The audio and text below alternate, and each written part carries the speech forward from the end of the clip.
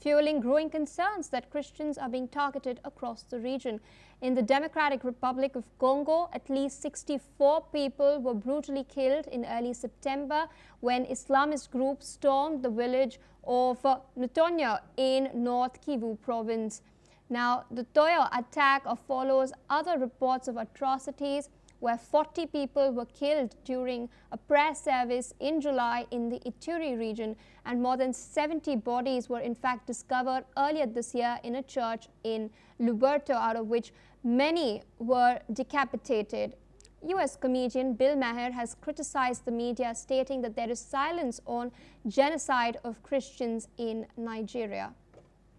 With us on the broadcast is Mr. Mark Sutherland. Thank you so much for your patience, sir. Of course, we've been seeing an increased incidence in such cases of violence against Christians in Africa, particularly Western Africa.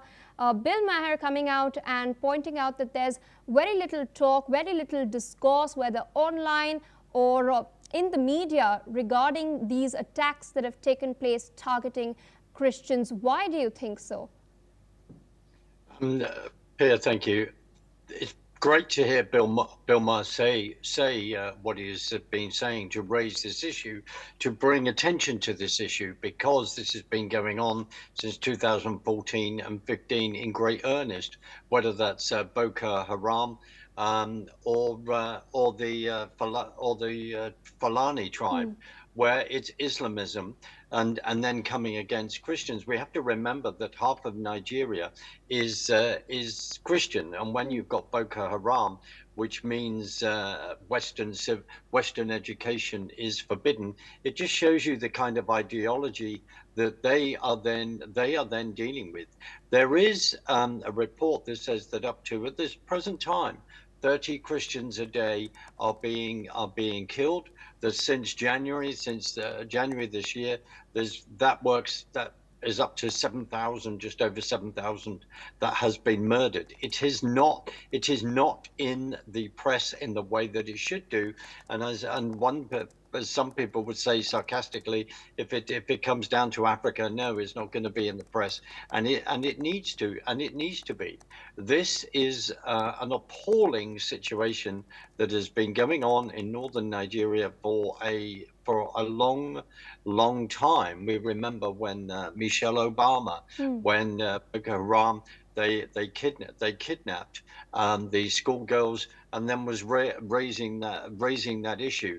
But as Bill Maher said, quite rightly, and I take my hat off to him, considering where he would even position himself politically and ideologically, and he is moving that needle, I believe, is that he has raised this issue.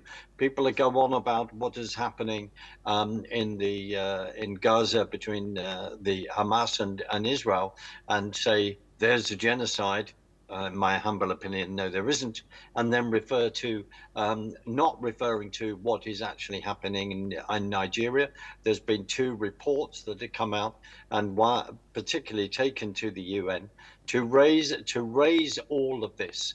And this does need to go up to the news agenda, because this is a genuine genocide, which is to then kill Christians in Nigeria. Pierre. And so, in your assessment, what is exacerbating the communal fault lines in Nigeria, and what must be done to tackle this? The other issue is you have to look at the actual Nigerian government, which is a Muslim government, which is then following Islam, and there is this reign of terror. And as I say again, you've got half the country that is Christian. When you've also reached a point when within the legal system that there is no redress when these murders take place. There has been a report done from a legal a group that have raised this as well, that there is then no justice that people can then take forward. So there is a concern, as I say, about the legal system, and of course that legal system is then being turned to create tyranny, to then oppress Christians who that you don't agree with their faith. And I would say this is that sadly, if any ideology is not strong enough to be able to sit down and have a courteous debate, and then immediately resorts to death and the destruction in the way that they are doing, then we have to seriously question that ideology, and they have to look inward and say, well, what do we believe and what can we stand on? And when they behave in this way, in this violent way, then people have to believe them for how they are actually going to conduct themselves. The issue is, Pierre, that this is from a government level and comes down, and that people, when, as I say, they want redress, and if that is not allowed within their system, also that is a huge problem. You have to change that, and you have to seek that for justice to be balanced. It needs a systemic solution in your assessment, sir. Thank you so much for taking out time, sharing your analysis with us on NewsX World today.